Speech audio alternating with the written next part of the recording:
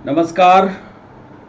मैं doctor Ramanivas Sharma Raman YouTube channel पर सभी लर्नर्स का, सभी व्यूअर्स का कॉम्पिटिटिव सेशन साइंस और टेक्नोलॉजी का लेकर के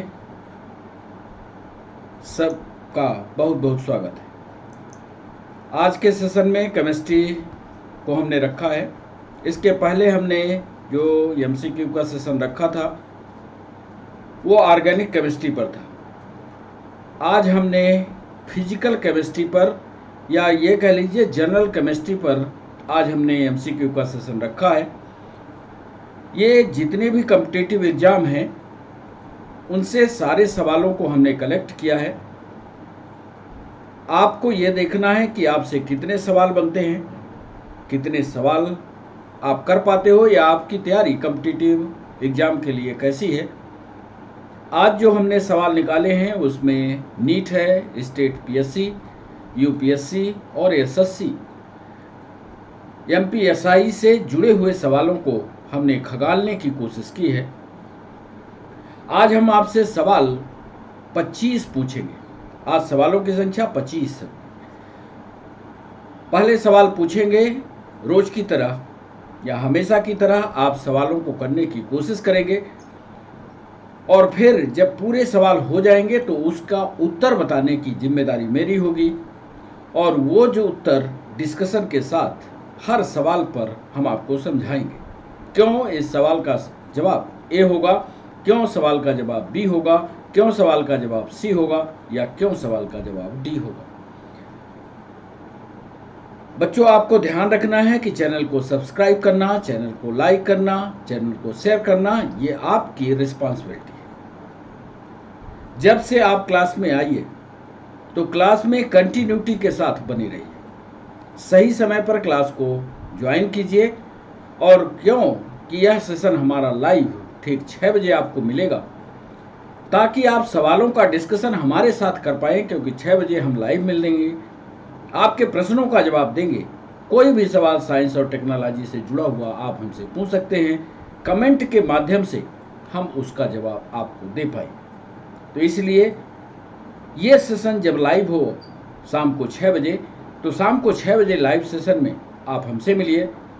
आप अपने सवाल रखिए, कमेंट बॉक्स से हम उसका जवाब देंगे। और जैसे ही ये चैनल मोनेटाइज हो जाएगा तो जिस तरह हम आपको अनअकैडमी पर पढ़ाते थे उस तरह से पूरी व्यवस्था उसी तरह की यूट्यूब के द्वारा हो जाएगी और उसी तरह से लाइव हम क्लास को आपके साथ शेयर कर पाएंगे।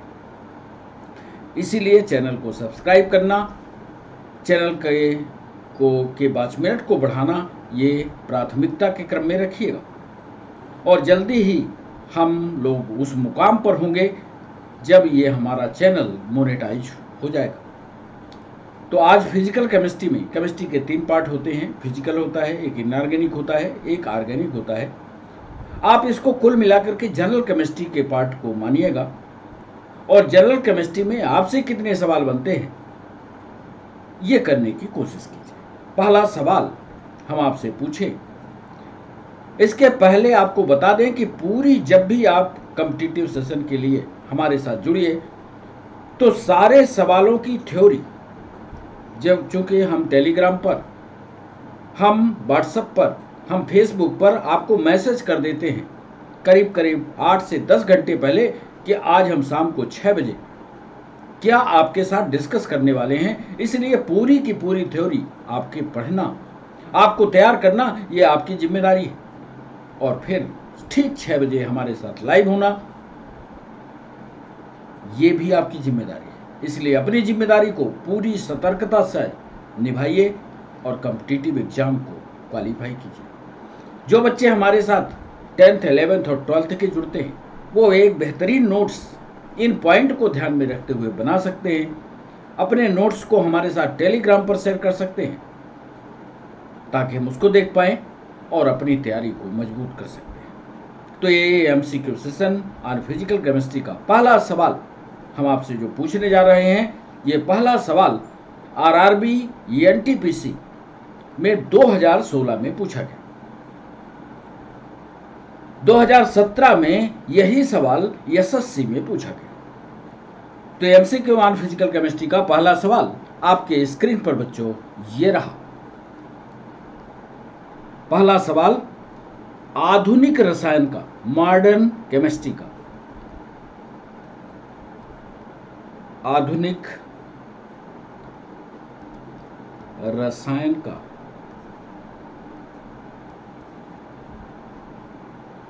जनक किसे माना जाता है?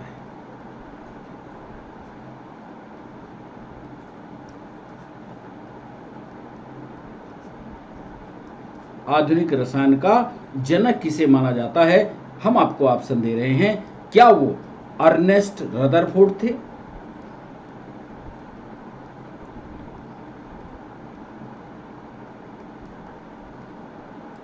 बी ऑप्शन दे रहे हैं, क्या वो ओटो हान थे?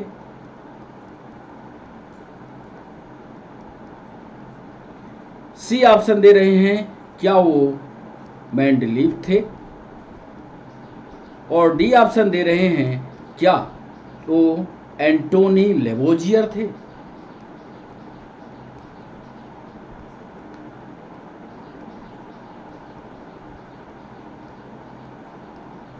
पहला सवाल जो आरआरबी एनटीपीसी में 2016 में, एसएससी में और एमपीएसआई में पूछा गया सवाल, आधुनिक रसायन का जनक या फादर ऑफ केमिस्ट्री या फादर ऑफ मॉडर्न केमिस्ट्री का जनक किसे माना जाता है, यह सवाल हमने पूछा। ऑप्शन दिया आपको, अर्नेस्ट रदरफोर्ड होंगे, ऑटो हान होंगे, मेंडलीव होंगे, एंटोनी लेवोजियर होंगे। आप एक कॉपी पर अपने उत्तर को टिक कीजिएगा और फिर जब सारे 25 के 25 सवाल हम कर पाएंगे, पढ़ा देंगे, पूछ लेंगे आपसे, तो इसका उत्तर आपको बताएंगे। तो ये था हमारा पहला सवाल।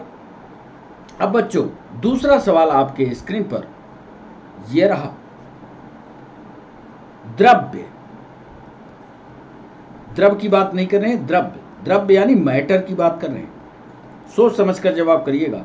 द्रव्य की अवस्थाओं की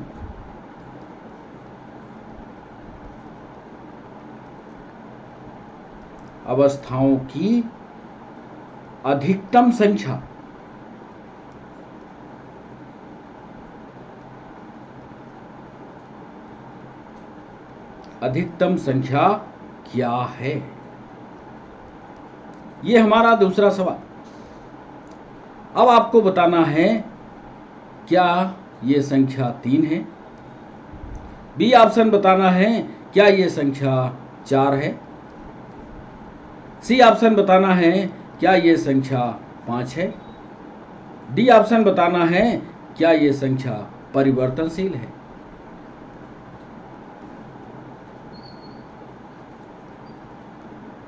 और आजकल अग्निवीरों की भर्ती हो रही है।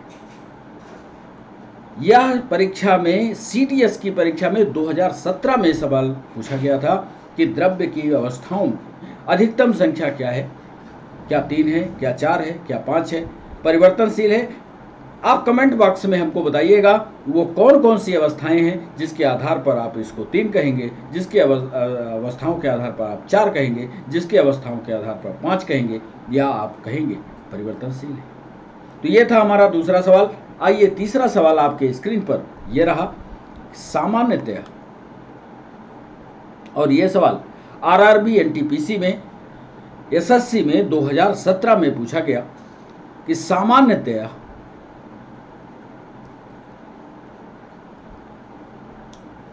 द्रव्य की अवस्थाओं के, द्रव्य फिर लिख रहे हैं, द्रव्य यानी मैटर, द्रव्य की अवस्थाओं के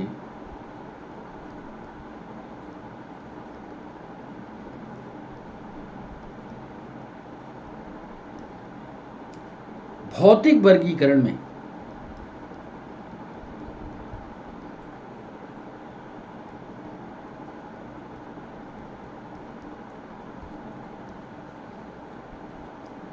अवस्था शामिल नहीं होती। ध्यान दीजिएगा, अवस्था शामिल नहीं होती, नहीं होती। कौन सी अवस्था है जो स्टेट शामिल नहीं की जाती? पहला आपको बताना है, क्या वो कोलाइडल है? कोलाइडल स्टेट है। बी ऑप्शन आपको बताना है क्या वो गैसियस स्टेट है।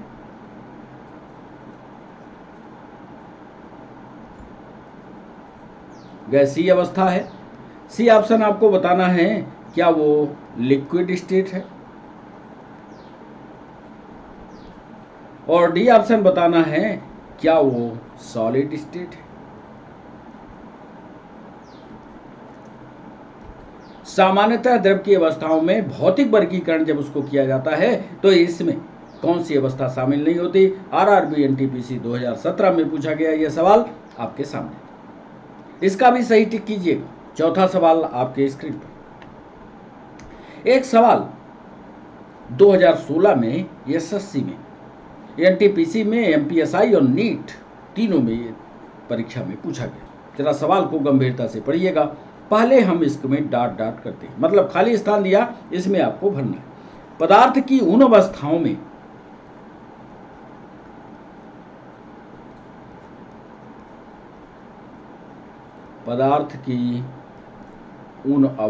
में एक है जो बहुत ही कम घनत्व वाली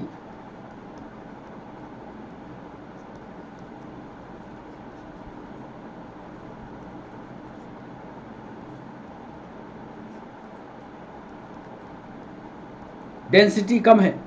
सवाल को सोच विचार कर करने की कोशिश करिएगा कि पदार्थ की उन अवस्थाओं में एक है जो बहुत ही कम घनत्व वाली गैस को अत्यंत कम तापमान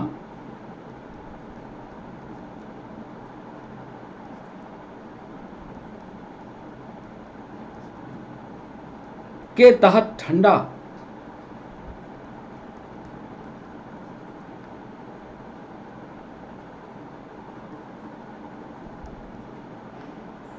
करके प्राप्त होती है।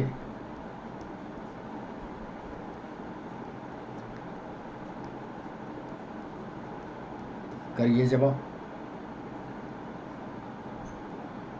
ए ऑप्शन दे रहे हैं क्या वो प्लाज्मा है।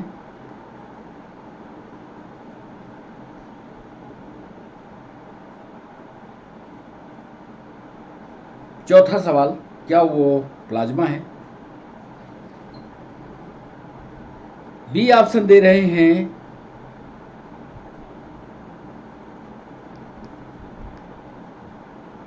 क्या वो सॉलिड है। सी ऑप्शन दे रहे हैं क्या वो बोस आइंस्टाइन स्टेट है। और क्या वो गैस की अवस्था है। नीट में पूछा गया था सवाल। पदार्थ की उन अवस्थाओं में से एक है जो बहुत ही कम घनत्व वाली गैस को अत्यंत कम तापमान के तहत ठंडा करने से प्राप्त होता है। क्या वो प्लाज्मा है, क्या वो ठोस है, क्या वो बोस आइंस्टीन स्टेट है, या क्या वो गैस की अवस्था है। तो ये था चौथा सवाल आपके स्क्रीन पर। अब आ रहा है पांचवा सवाल। ये सवाल आरआरबी एनटीपीसी 2017 में, एसएससी 2018 में ये सवाल पूछा गया विज्ञान के संदर्भ में।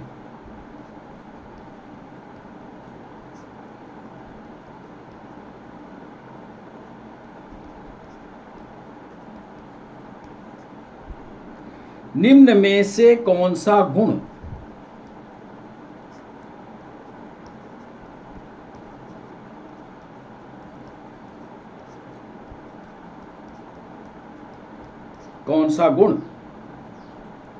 मिश्रण का नहीं है।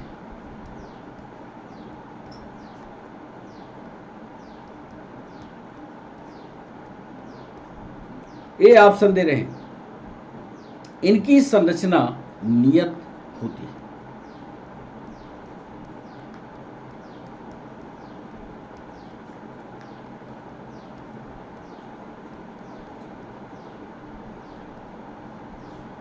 इनकी संरचना दे हैव स्टेबल स्ट्रक्चर। अंग्रेजी वाले बच्चे भी सुनते चले। इनकी संरचना फिक्स होती है। क्या ऐसा है? विज्ञान के संदर्भ में निम्न में से कौन सा गुण मिश्रण का नहीं है? नहीं बताना है। बी ऑप्शन दे रहे हैं। यह दो या दो से अधिक तत्व,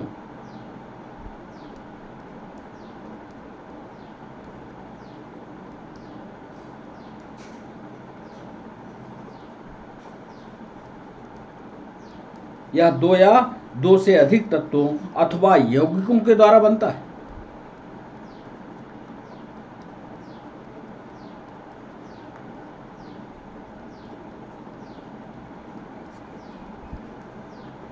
सी ऑप्शन दे रहे हैं, इनसे भौतिक तरीकों से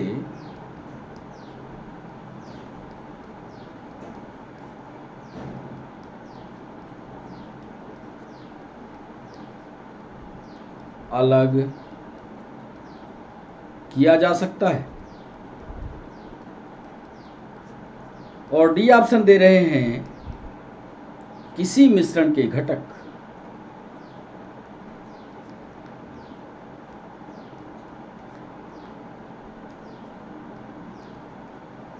का मतलब यहां कंपोनेंट से,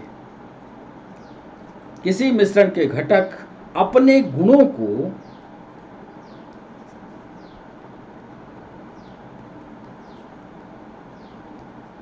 बनाए रखते हैं। सवाल को ईमानदारी से पढ़िएगा, इसके बाद जवाब करिएगा। हमने पूछा है कि मिश्रण का गुण नहीं है, नहीं, बार बार बोल रहे हैं, नहीं, इनकी संरचना नियत होती है, यह दो या दो से अधिक तत्वों अथवा यौगिकों के द्वारा बनता है, इसे भौतिक तरीकों से अलग किया जा सकता है, किसी मिश्रण के घटक अपने गुणों को बनाए रखते हैं। आपके स्क्रीन पर आ गया छठवां सवाल। निम्नलिखित में से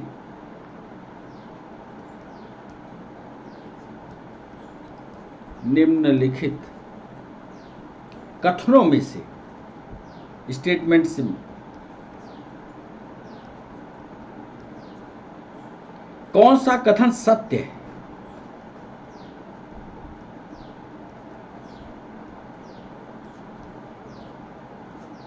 अब ये थ्योरेटिकल सवाल, कौन सा कथन सत्य है, ये सवाल पूछ रहा है। ये सवाल एसएससी 2016 में पूछा गया। निम्नलिखित कथनों में से कौन सा कथन सत्य है? पीएनएसटी में ये सवाल पूछा गया। निम्नलिखित कथनों में से कौन सा कथन सत्य है? पहला, पानी हाइड्रोजन और ऑक्सीजन का मिश्रण है।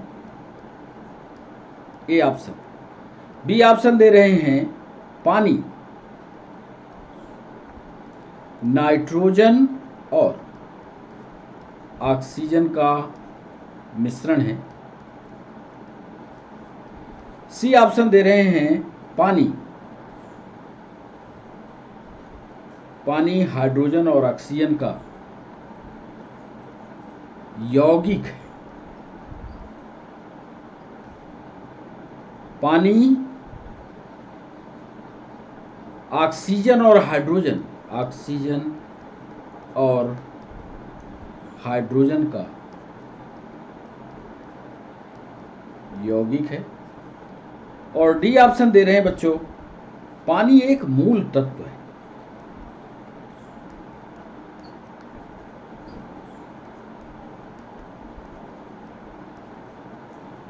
सवाल को समझिएगा। निम्नलिखित कथनों में से कौन सा कथन सत्य है?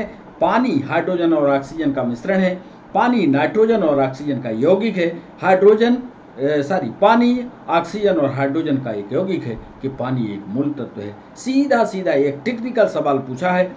यदि आप तत्व यौगिक मिश्रण की परिभाषा को अच्छी तरह से पढ़ा होगा तो ये उत्तर बनने वाला है आपसे। 7वां सवाल आपके स्क्रीन पर ये रहा। आरआरबी एनटीपीसी 2016 में पूछा गया सवाल, हवा एक डैश डैश डैश क्या है भाई? क्या यह प्योर मिक्सचर है, शुद्ध मिश्रण है क्या? बी ऑप्शन दे रहे हैं, क्या यह ओनली मिक्सचर ऑफ कंपाउंड है?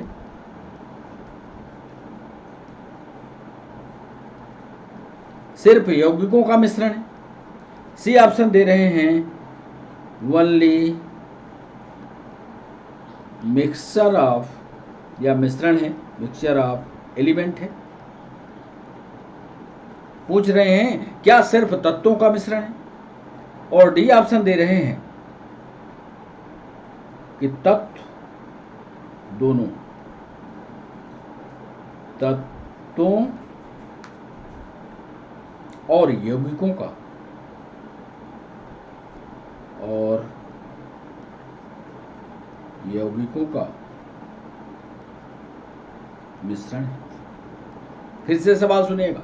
हवा एक क्या है? प्योर मिक्सचर है, ओनली मिक्सचर ऑफ कंपाउंड है, सिर्फ यौगिकों का मिश्रण है, सिर्फ तत्वों का मिश्रण है, दोनों तत्वों और यौगिकों का मिश्रण है। ये था 7वां सवाल। आ गया बच्चों 8वां सवाल आपके स्क्रीन पर। किसी तत्व का परमाणु भार, यूपीएससी ने यह सवाल पूछा। किसी तत्व का परमाणु भार,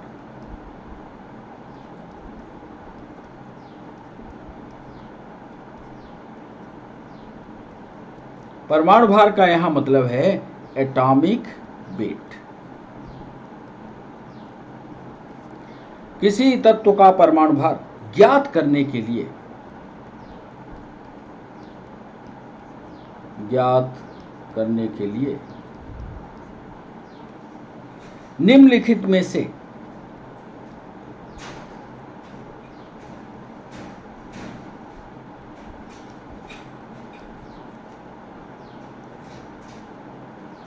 किसके साथ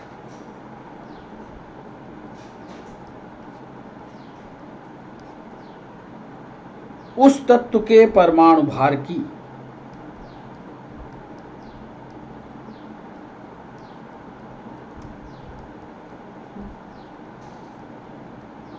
परमाणु भार की तुलना की जाती है।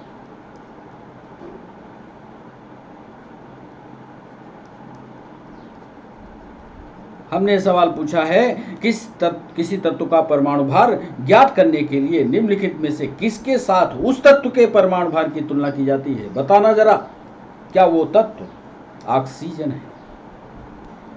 क्या वो तत्व नाइट्रोजन है? क्या वो तत्व हाइड्रोजन है? या डी पूछ रहे हैं क्या वो तत्व कार्बन है?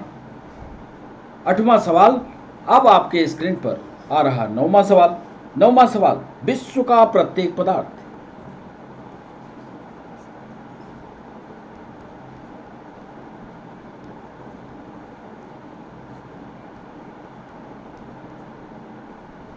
अत्यंत सूक्ष्म कणों से,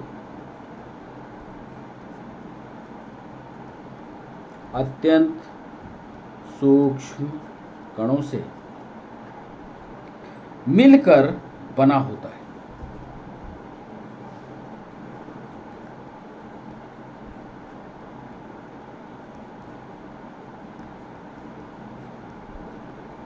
एसएससी का सवाल, विश्व का प्रत्येक पदार्थ अत्यंत सूक्ष्म कणों से मिलकर के बना होता है।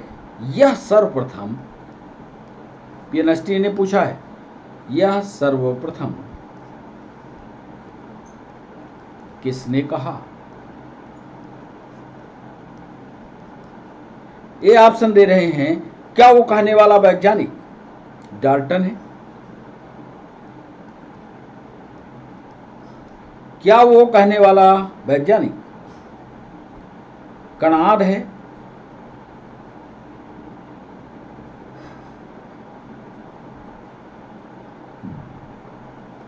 हिंदी में लिखिएगा कणाद है।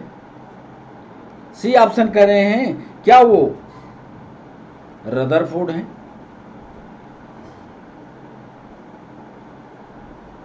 और डी ऑप्शन दे रहे हैं, क्या वो एवोगैड्रो है?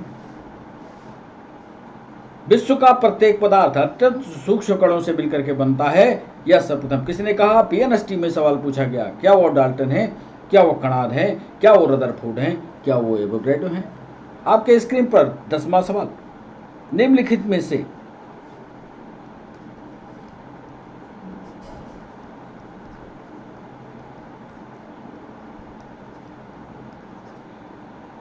निम्नलिखित में से कौन सा एक मिश्रण नहीं है?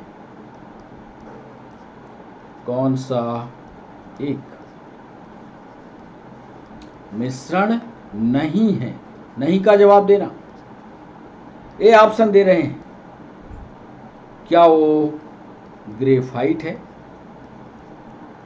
बी ऑप्शन दे रहे हैं, क्या वो कांच है? सी ऑप्शन दे रहे हैं, क्या वह पीतल है? डी ऑप्शन दे रहे हैं, क्या वह इस्पात है? और यह सवाल एनडीए में 2011 में पूछा गया और 2008 में एमपीएसआई ने पूछा था। निम्नलिखित में से कौन एक मिश्रण नहीं है? क्या वो ग्रेफाइट है? क्या वो कांच है? क्या वो पीतल है? क्या वो इस्पात है? आपको सही जवाब देना है। अब आपके सामने आपके स्क्रीन पर 11वां सवाल, निम्नलिखित में से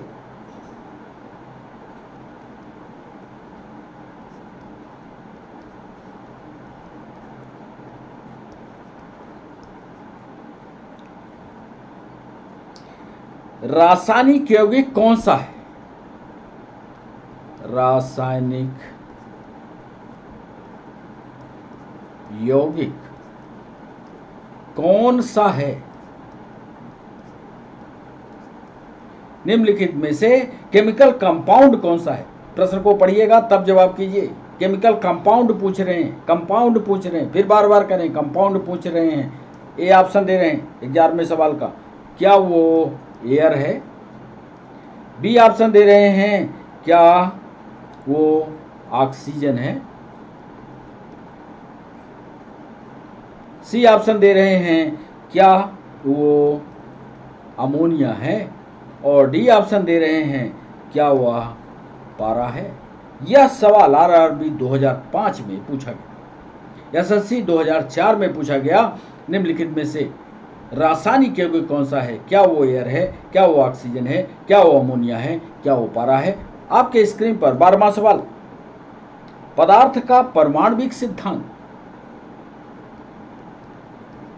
पदार्थ का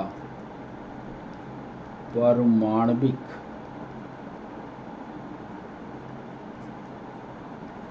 सिद्धांत।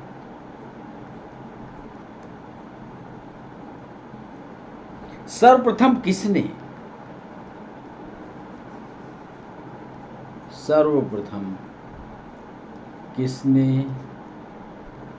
दिया? ए ऑप्शन दे रहे हैं, क्या वो जॉन डाल्टन थे?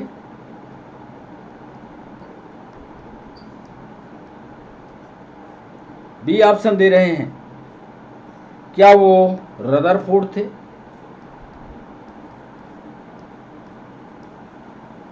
सी ऑप्शन दे रहे हैं, क्या वो जे थॉमसन थे?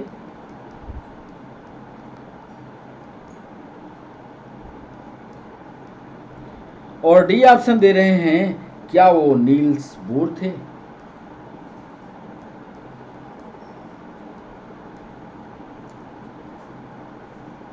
यह सवाल पदार्थ का परमाणविक मॉडल जो है सर्वप्रथम किस वैज्ञानिक ने दिया, यह सवाल जो अग्निवीर की परीक्षा हो रही है उसके लिए जरूर यह सवाल आप तैयार रखिएगा।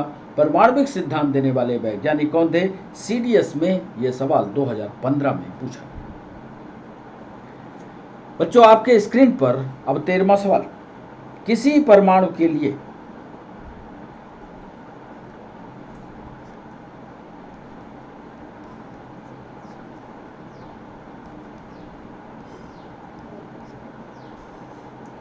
Plum pudding model, plum pudding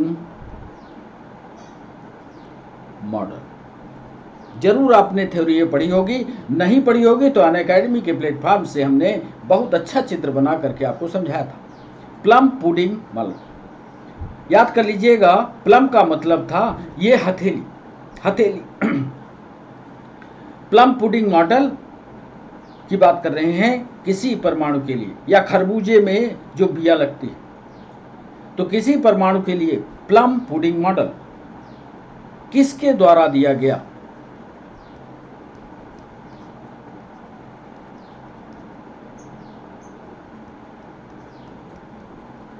MPSI ने पूछा सवाल, CDS 2017 ने पूछा, मध्य प्रदेश PSC ने अभी पूछा। परमाणु के लिए प्लम पुडिंग मॉडल किसके द्वारा दिया गया? आप बताइएगा वो वैज्ञानिक का नाम। एंटिनो लेबोजियर या सिर्फ लेबोजियर लिख लीजिए। बी ऑप्शन दे रहे हैं, क्या वो थॉमसन थे? सी ऑप्शन दे रहे हैं, क्या वो रदरफोर्ड थे? और डी ऑप्शन दे रहे हैं, क्या वो रॉबर्ट बायल थे? प्लम पुडिंग मॉडल देने वाले वैज्ञानिक का नाम आपको बताना है। 13वें सवाल, क्या वो लेबोजियर थे, क्या वो थॉमसन थे, क्या वो रदरफोर्ड थे, क्या वो रॉबर्ट बायल थे? बच्चों आपके स्क्रीन पर अब 14वां सवाल, एक परमाणु के या एक एटम के, सोच समझकर जवाब कीजिएगा, एक एटम के 3 आधारभूत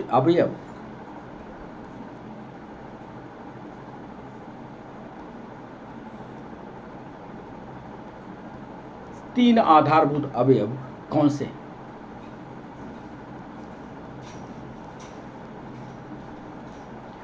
किसी एटम के 3 आधारभूत या बेसिक कंपोनेंट कौन कौन से हैं, ये हमारा सवाल है। SSC 2013 का ये सवाल क्या आपसे बनता है? थ्योरी जरूर पढ़ा करिए। हर सवाल के बीच में जो थ्योरी रहती है, उस थ्योरी के साथ जब उसको पढ़ लेंगे तो पूरी तरह आपके दिमाग पर वो फिक्स हो जाएगा। तो 14वां सवाल, प्रोटॉन, न्यूट्रॉन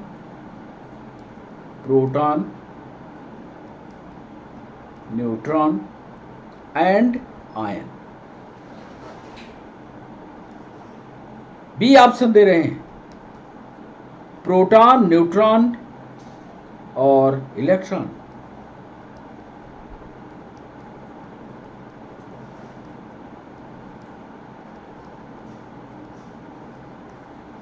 सी ऑप्शन दे रहे हैं, प्रोटियम, ड्यूटेरियम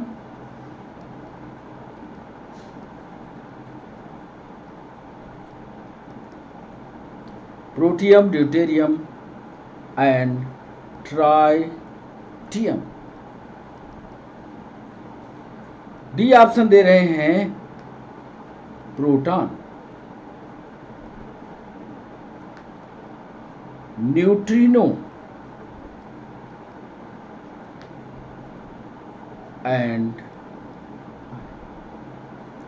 SSC 2013 का सवाल है, एक एटम के 3 आधारभूत अवयव कौन कौन से हैं? क्या वो प्रोटॉन है, न्यूट्रॉन और आयन है? क्या प्रोटॉन, न्यूट्रॉन और इलेक्ट्रॉन है? क्या प्रोटॉन, प्रोटियम, ड्यूटेरियम, ट्राइटियम है? क्या प्रोटॉन, न्यूट्रिनो और आयन है? बच्चों आपके स्क्रीन पर 15वां सवाल, आप एटॉमिक नंबर, सोच विचार करके धोखा मत खाइएगा। एटॉमिक नंबर यानी द्रव्यमान संख्या,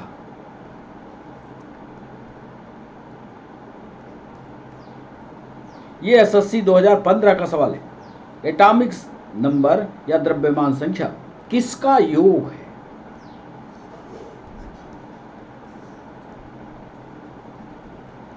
ए ऑप्शन दे रहे हैं, क्या केवल प्रोटॉन,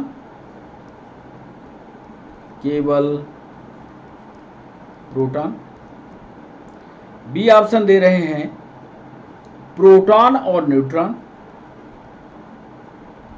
प्रोटॉन धन न्यूट्रॉन। सी ऑप्शन दे रहे हैं, इलेक्ट्रॉन और न्यूट्रॉन। और डी ऑप्शन दे रहे हैं, इलेक्ट्रॉन और प्रोटॉन।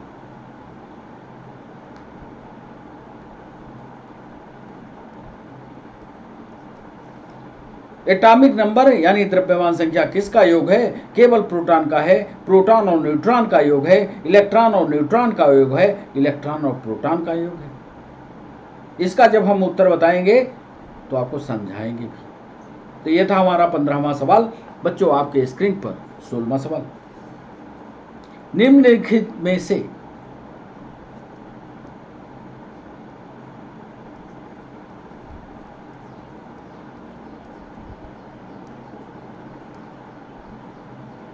कौन सा एक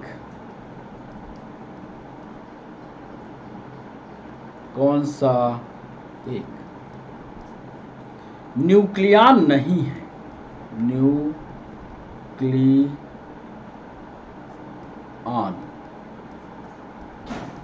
नहीं।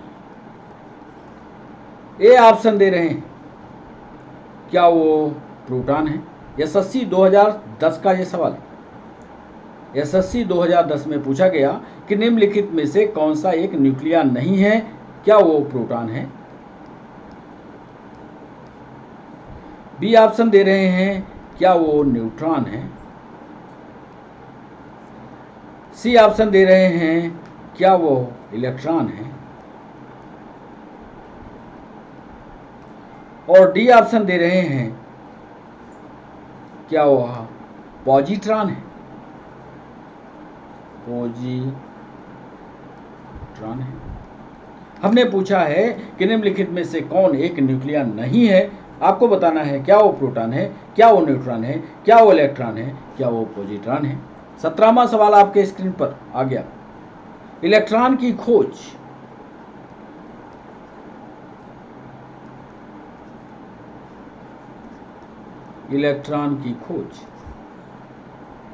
किसने की थी?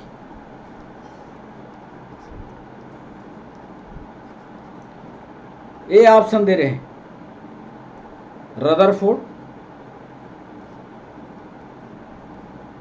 बी ऑप्शन दे रहे हैं, नील्स बोर, जिनका आप मॉडल पढ़ते हो। सी ऑप्शन दे रहे हैं, अल्बर्ट। डी ऑप्शन दे रहे हैं, थॉमसन। ये सवाल आरआरबी एनटीपीसी 2017 में, मध्य प्रदेश पीएससी में, छत्तीसगढ़ पीएससी में, यूपी पीसीएस में भी पूछा गया। इलेक्ट्रॉन की खोज किसने की? आपको बताना है, क्या वो रदरफोर्ड थे, क्या वो नील्स बोर थे, क्या अल्बर्ट थे, या क्या थॉमसन थे। बच्चों आपके स्क्रीन पर 18वां सवाल, एक इलेक्ट्रॉन क्या है? इलेक्ट्रॉन की आपको परिभाषा पढ़नी पड़ेगी। एक इलेक्ट्रॉन क्या है? सोच समझकर ऑप्शन को पढ़िएगा। नेट आवेश के साथ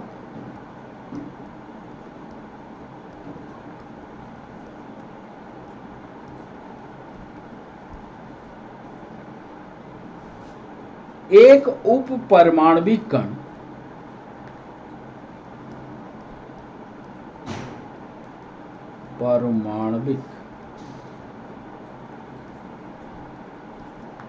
कण जो उदासीन है।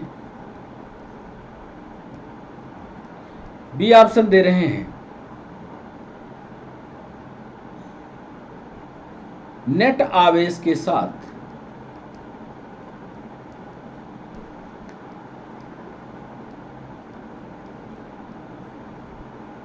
उप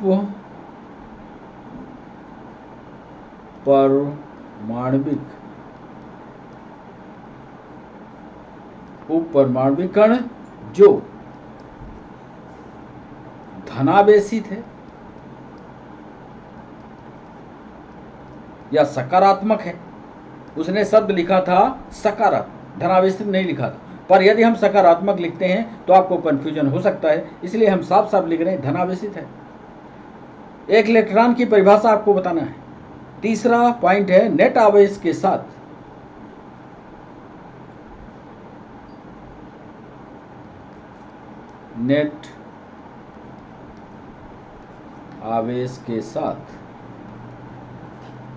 एक उप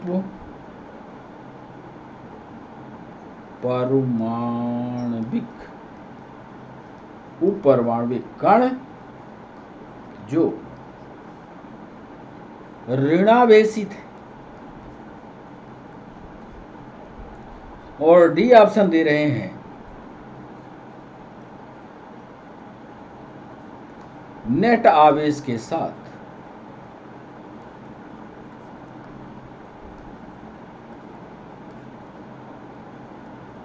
उप परमाणविक कण जो शून्य है। बड़ा बढ़िया सवाल है। एक इलेक्ट्रॉन क्या है? नेट आवेश के साथ एक उप परमाणविक कण जो उदासीन है। नेट आवेश के साथ उप परमाणविक कण जो धनावेशित है। नेट आवेश के साथ एक उप परमाणविक कण जो ऋणावेशित है। नेट आवेश के साथ उप परमाणविक कण जो शून्य है। 19वां सवाल बच्चों आपके स्क्रीन पर। जिन एक परमाणु कणों में सामान्य उप परमाणु कणों से विपरीत गुण होते हैं,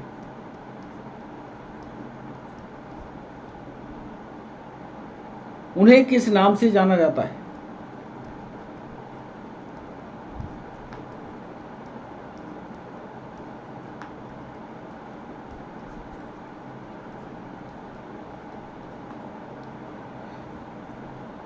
जिन एक परमाणु कणों में समान उप परमाणु कणों से विपरीत गुण होते हैं उन्हें किस नाम से जाना जाता है?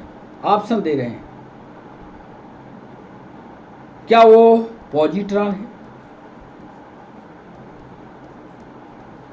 बी ऑप्शन दे रहे हैं, क्या वह प्रतिकण है? 19वां सवाल। और क्या वो फोटॉन है?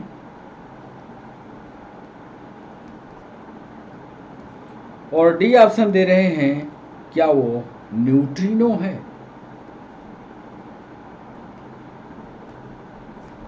जिन्होंने इन सब की थ्योरी पढ़ी होगी वही जवाब करेंगे। किसी एक परमाणु कणों में सामान्य उप परमाणु कणों से विपरीत गुण होते हैं, उन्हें किस नाम से जाना जाता है? पॉजिट्रॉन है, प्रतिकण है, फोटॉन है या न्यूट्रिनो है? बच्चों 20वां सवाल आपके स्क्रीन पर यह रहा। इलेक्ट्रॉन का एंटी पार्टिकल क्या है?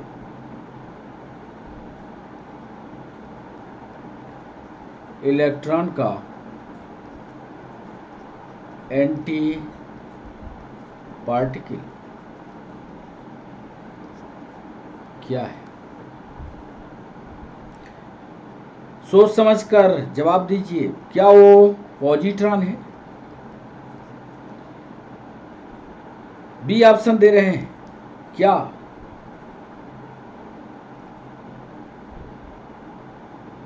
प्रोटॉन है? सी ऑप्शन दे रहे हैं, क्या वह अल्फा पार्टिकल है? और डी ऑप्शन दे रहे हैं, क्या वह बीटा पार्टिकल है? किस परीक्षा में पूछा गया ये भी आपको बताते हैं। ये एसएससी 2016 में पूछा गया। एसएससी एमपीएसआई में साइंस थोड़ा टिपिकल आती है, कठिन सवाल आते हैं, इसलिए एसएससी वाले बच्चों, एमपीएसआई वाले बच्चों जरा थ्योरी मजबूत कीजिए साइंस की। जो थ्योरी न बनती हो आप हमें मैसेज कीजिए, हम आपको पढ़ाएंगे। तो ये 20वां सवाल। आइए 21वें सवाल।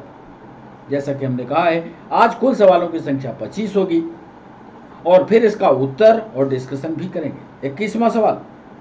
किसी पदार्थ में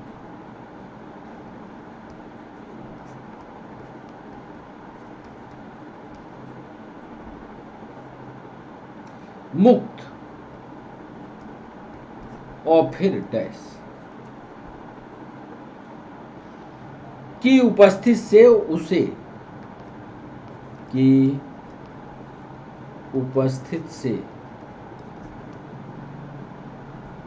उसे विद्युत का सुचालक बनाती है। उसे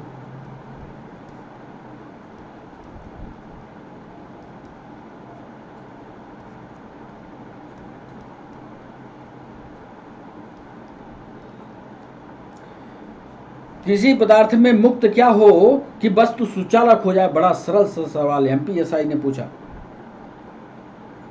आरआरबी एनटीपीसी ने भी पूछा है, एसएससी ने भी पूछा है, क्या वो पॉजिट्रॉन है?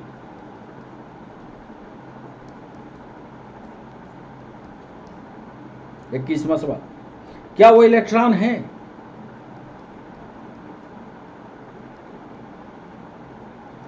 सी ऑप्शन दे रहे हैं, क्या वो न्यूट्रॉन है? और डी ऑप्शन दे रहे हैं, क्या वह प्रोटॉन है? आरआरबी एनटीपीसी में भी 2017 में यह सवाल पूछा। बच्चों 22वां सवाल आपके स्क्रीन पर, एक कण है, पार्टिकल है। 22वां सवाल, एक कण जिसका नाम आप जानते होंगे, बोसॉन।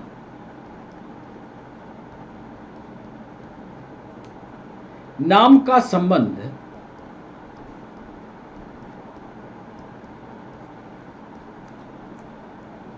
किस नाम से है?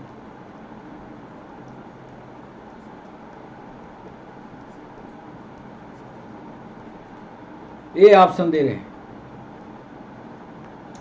जेसी बोस,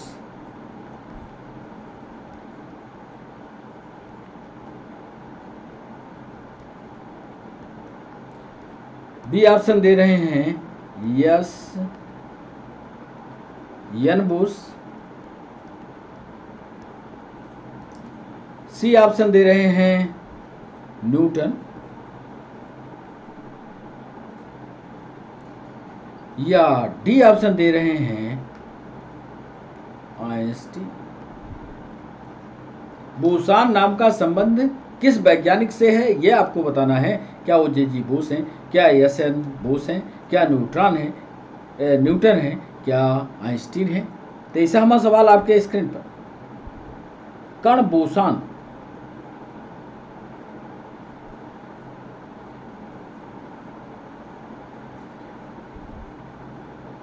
न्यूट्रॉन की खोज वाला सवाल पूछा क्या?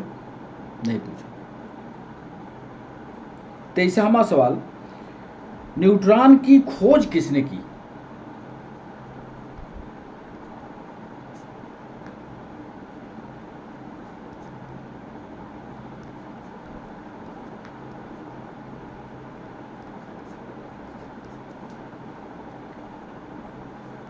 न्यूट्रॉन की खोज करने वाले ये यूपी पीसीएस में 1996 में सवाल पूछा था। यूपी पीसीएस में न्यूट्रॉन की खोज किसने की? क्या वो चैडविक थे? बी ऑप्शन दे रहे हैं, क्या वो रदरफोर्ड थे? सी ऑप्शन दे रहे हैं, क्या वो बोहर थे? डी ऑप्शन दे रहे हैं, क्या वो न्यूटन थे? न्यूट्रॉन की खोज करने वाले वैज्ञानिक कौन से थे, ये आपको बताना है। क्या वो चैडविक थे, क्या वो रदरफोर्ड थे, क्या वो बोहर थे, और क्या वो न्यूटन थे? बच्चों 24वां सवाल आपके स्क्रीन पर, निम्नलिखित में से कौन सा कथन सही है? यूपीएससी का सवाल, निम्नलिखित में से कौन सा कथन सही है? 24वां सवाल, पहला कथन देखिएगा, एक परमाणु के नाभिक में, एक परमाणु के नाभिक में केवल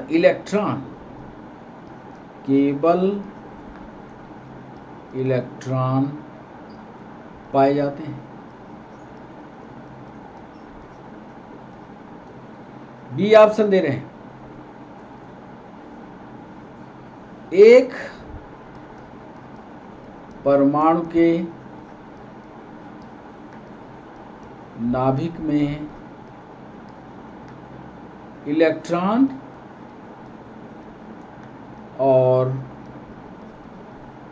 प्रोटॉन पाए जाते हैं।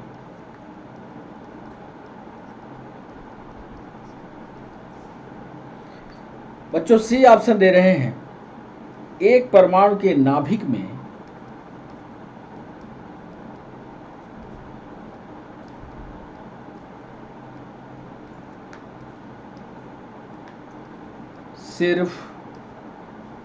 एक परमाणु के नाभिक में सिर्फ न्यूट्रॉन पाए जाते हैं।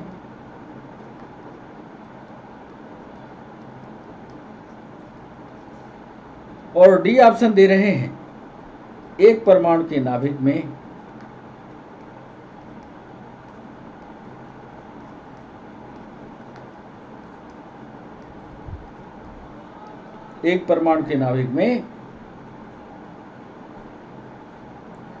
प्रोटॉन और न्यूट्रॉन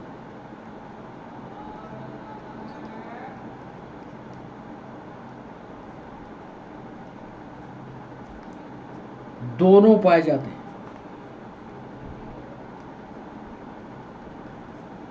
सवाल था हमारा कि निम्नलिखित में से कौन सा कथन सही है। एक परमाणु के नाभिक में केवल इलेक्ट्रॉन है, एक परमाणु के नाभिक में इलेक्ट्रॉन और प्रोटॉन दोनों हैं, एक परमाणु के नाभिक में सिर्फ न्यूट्रॉन है, एक परमाणु के नाभिक में प्रोटॉन और न्यूट्रॉन। बच्चों आज के सेशन का अंतिम सवाल 25वां सवाल आपके स्क्रीन पर ये रहा। निम्नलिखित यूपीएससी, सीडीएस और एसएससी में 2016 में ये सवाल पूछा गया। 25वां सवाल, निम्नलिखित कथनों में से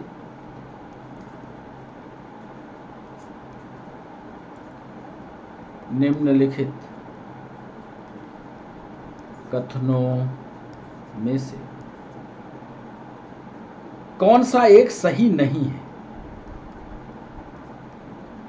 कौन सा एक सही नहीं है?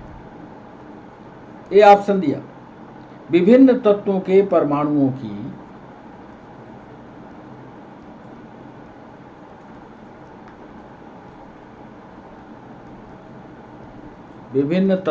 परमाणुओं की द्रव्यमान संख्या एटॉमिक नंबर समान हो सकती है। थ्योरी भी मजबूत करते चलो। बी ऑप्शन दे रहे हैं, किसी तत्व के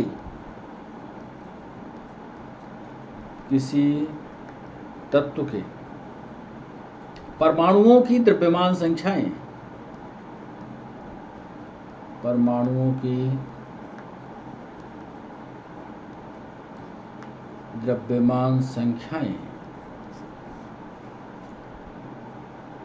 भिन्न भिन्न हो सकती हैं।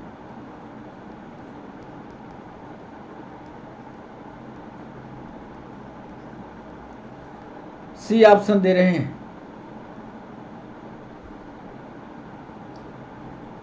किसी तत्व के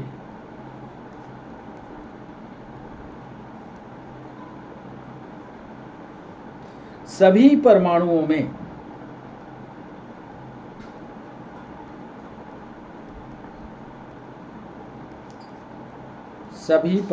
में प्रोटॉन की संख्या समान होती है।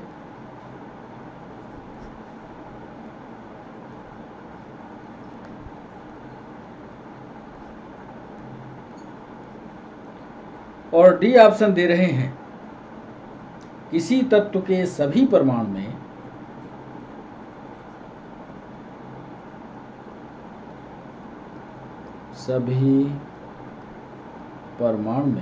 किसी तत्व के सभी परमाणु में न्यूट्रॉन की संख्या या न्यूट्रॉनों की संख्या सदैव समान होगी।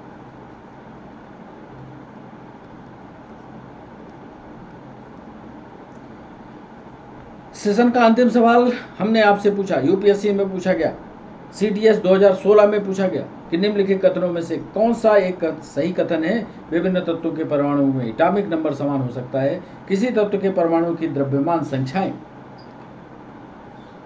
भिन्न भिन्न हो सकती हैं। किसी तत्व के परमाणुओं में प्रोटॉन की संख्या समान होती है, किसी तत्व के सभी परमाणु में न्यूट्रॉनों की संख्या सदैव समान होती है। तो ये थे 25 सवाल। अब बच्चों बारी है एक एक सवाल का उत्तर बताने की और आपसे डिस्कस करने की। तो सीधे हम पहले सवाल पर चलते हैं। और पहला सवाल जो हमारा था उसमें हमने पूछा था कि आधुनिक रसायन का जनक कौन है। पहले सवाल पर हमने पूछा कि आधुनिक रसायन का जनक किसे माना जाता है। इसका उत्तर आपने किया होगा। जरा देखिए कि आपने इसका सही जवाब किया कि एंटोनी लेवोजियर नामक वैज्ञानिक को मॉडर्न केमिस्ट्री का पिता कहा जाता है। एंटोनी लेवोजियर मॉडर्न रसायनज्ञ हैं, मॉडर्न रसायनज्ञ के ये पिता कहे जाते हैं। दूसरा सवाल, मैटर की अवस्थाओं की अधिकतम संख्या कितनी होती है। तो आज से समझ लेना कि मैटर के अवस्थाओं की संख्या कुल मिलाकर के, अभी तक तो ठोस द्रव गैस पढ़ते आए थे बच्चों, आज से समझ लेना मैटर के अवस्थाओं की अधिकतम संख्या अब 5 होती है। किसी दिन मैटर को थ्योरेटिकल आपके साथ डिस्कस करेंगे और फिर आपको बताएंगे। तो दूसरा सवाल हमारा 5 अवस्थाओं वाला। तीसरा सवाल, सामान्यतः मैटर की अवस्थाओं के भौतिक वर्गीकरण में अवस्था शामिल नहीं होगी। यह हमारा तीसरा सवाल था। तो सब अवस्था शामिल होती है, ठोस द्रव और गैस शामिल होती है, कोलाइडल स्टेट शामिल नहीं होती। इसलिए इसका सही जवाब होगा ए। डैश डैश डैश पदार्थ की उन अवस्थाओं में से एक है जो बहुत ही कम घनत्व वाली गैस को अत्यंत कम तापमान के साथ ठंडा करने पर प्राप्त होती है। जो चौथा सवाल है उसका वो अवस्था है बोस आइंस्टीन स्टेट। इसकी थ्योरी भी आपने पढ़ी होगी, नहीं पढ़ा होगा तो अनअकैडमी का वो लेक्चर जो फ्री लाइव क्लास थी उसमें ये पढ़ा हुआ है, बोस आइंस्टीन स्टेट, इसको पढ़ लीजिएगा। 5वां सवाल, विज्ञान के संदर्भ में निम्न में से कौन सा गुण मिश्रण का नहीं है। 5वां सवाल पूछा हमने और इसकी संरचना नियत होती है। ये तो भैया यौगिक का हो सकता है, तत्व का हो सकता है, यही नहीं है ये उत्तर इसका, ये सही होगा। 6वां सवाल, निम्नलिखित कथनों में से कौन सा कथन सत्य है। इनमें 6वें सवाल पर आप जानते हैं कि पानी एक यौगिक है। पानी यौगिक है तो 2 चीज़ों से मिलकर के बनता है, ऑक्सीजन और हाइड्रोजन से, इसलिए इसका सी सही है। थोड़ा सा दिमाग लगाना है या थोड़ा थोड़ा आप दिमाग लगा करके, थ्योरी आपकी मजबूत है तो आप समझना केमिस्ट्री का कोई भी सवाल आप कर पाओगे। हवा एक। 7वां सवाल बच्चों आपको बता दें कि हवा जो होती है तत्व और यौगिक दोनों का मिश्रण है। इसको पढ़ाएंगे, केमिकल स्ट्रक्चर के बारे में आपको बताएंगे, तत्वों और यौगिकों का मिश्रण कैसे है ये भी इसका अलग से लेक्चर बना करके आपको पढ़ाएंगे। 8वां सवाल था, किसी तत्व का परमाणु भार ज्ञात करने के लिए निम्नलिखित में से किसके साथ उस तत्व के परमाणु भार की तुलना की जाती है। 8वां सवाल, और वो तत्व किस तत्व के परमाणु भार से। ज़्यादातर बच्चे जब इसको हम ऑफलाइन में पूछे थे तो ज़्यादातर बच्चे कार्बन पर चले गए थे। बच्चों कार्बन पर मत जाना, इसका सही जवाब है हाइड्रोजन। 8वां सवाल, हाइड्रोजन के साथ उसके परमाणु भार को कंपेयर करते हैं। बच्चों 9वां सवाल था हमारा, विश्व का प्रत्येक पदार्थ अत्यंत सूक्ष्म कणों से मिलकर बना होता है और सर्वप्रथम ये कहने वाले वैज्ञानिक ऋषि थे और वो ऋषि का नाम था बच्चों कणाद। हिस्टोरिकल बैकग्राउंड देखिएगा, विज्ञान का तब आविष्कार भी नहीं हुआ था, तभी हमारे ऋषि मुनियों ने बता दिया था कि विश्व का प्रत्येक पदार्थ अत्यंत सूक्ष्म कणों से। हिस्टोरिकल बैकग्राउंड पढ़ना केमिस्ट्री की बड़ी इंटरेस्टिंग है, बड़ा मजा आएगा। कणाद ने पहले ही कह दिया था, ऋषि थे। तो ये था 9वां सवाल।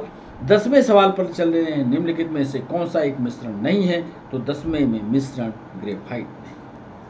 तत्व यौगिक मिश्रण के चैप्टर को पूरी तरह से याद कर लेना और यदि नहीं समझ में आता तो हमें मैसेज करना, उसकी हम थ्योरेटिकल वीडियो बना करके आपको सिखाएंगे। तो ये था 10वां सवाल।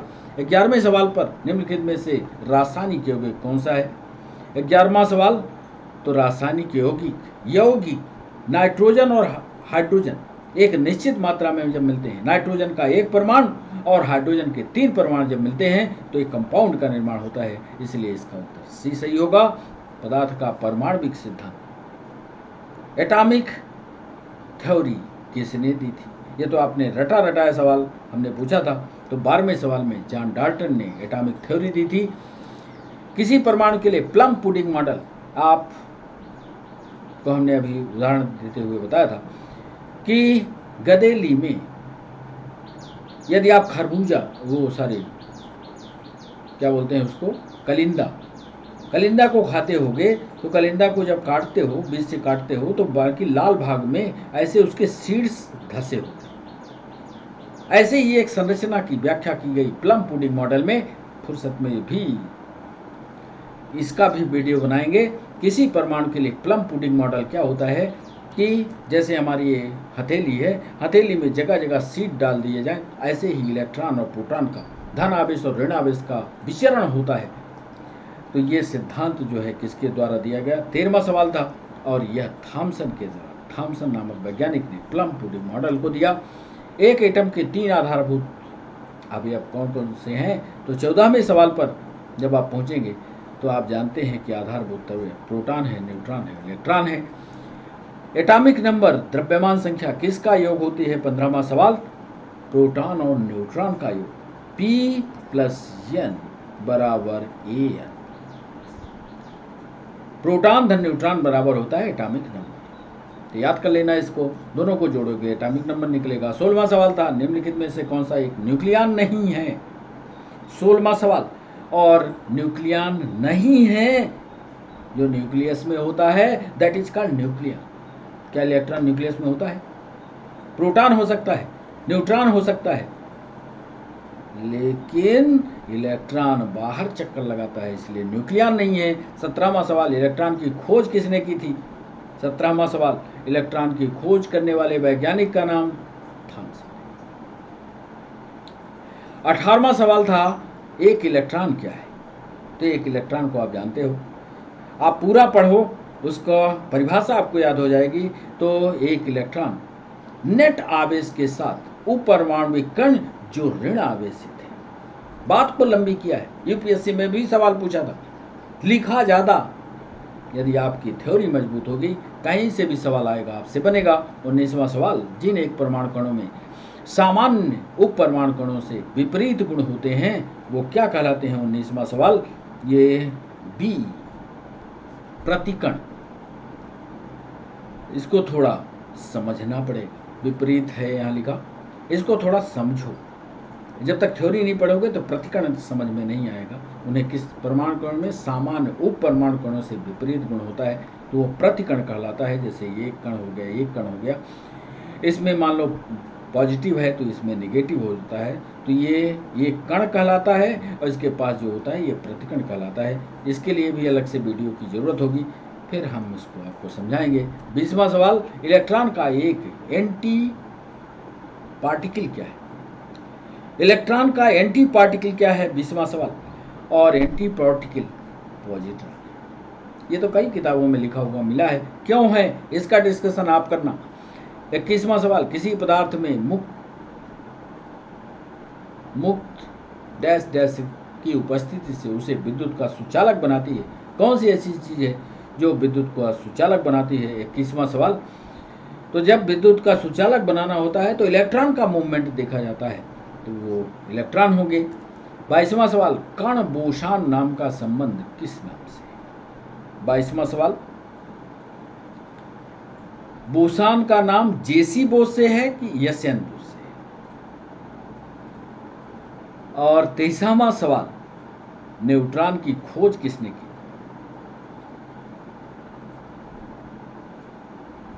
तो न्यूट्रॉन की खोज करने वाले चैडविक थे, और इसकी खोज करने वाले यसन बोस थे। ये दोनों सवालों का अच्छे से कैलकुलेट करिएगा। 24वां, निम्नलिखित में से कौन सा कथन सही है? इसका एक परमाणु के नाभिक में प्रोटॉन और न्यूट्रॉन दोनों पाए जाते हैं। थ्योरी मजबूत कीजिएगा बच्चों। 25वां और आज के सेशन का अंतिम सवाल का उत्तर बताने जा रहे हैं कि निम्नलिखित कथनों में से कौन सा एक सही नहीं है। इन कथनों में से एक सही नहीं है, वो है किसी तत्व के सभी परमाणुओं में न्यूट्रॉनों की संख्या सदैव समान होगी। ऐसा नहीं होता। तो ये 25वां सवाल था। कैसा लगा सेशन, ये जरूर बताइएगा। आप हमारे साथ लाइव जुड़े रहे, इसके लिए सभी बच्चों का, सभी व्यूवर्स का, सभी लर्नर्स का बहुत बहुत शुक्रिया। फिर मिलते हैं एक दिन के अंतराल के बाद आपसे नए वीडियो के साथ। यदि आपको कुछ नया पढ़ना है तो कमेंट सेक्शन में आप हमें बताइएगा, वो नया वीडियो लेकर के हम आएंगे। चैनल को सब्सक्राइब करना, चैनल को लाइक करना और सेशन के अंत में कमेंट लिखना, ये आपकी जिम्मेदारी है। सारी जिम्मेदारियों को पूरा करते हुए आप अपने कर्तव्य को कीजिए, हमारे साथ पढ़िए। Chemistry, physics, technology, computer, environment, सारी चीज़ें, कुछ भी आपको साइंस और टेक्नोलॉजी का पढ़ना है, आप हमारे साथ जुड़िए, हमारे साथ पढ़िए। तो बच्चों, आज के लिए बस इतना ही। फिर मिलते हैं नए सेशन के साथ। तब तक के लिए बाय बाय, नमस्कार।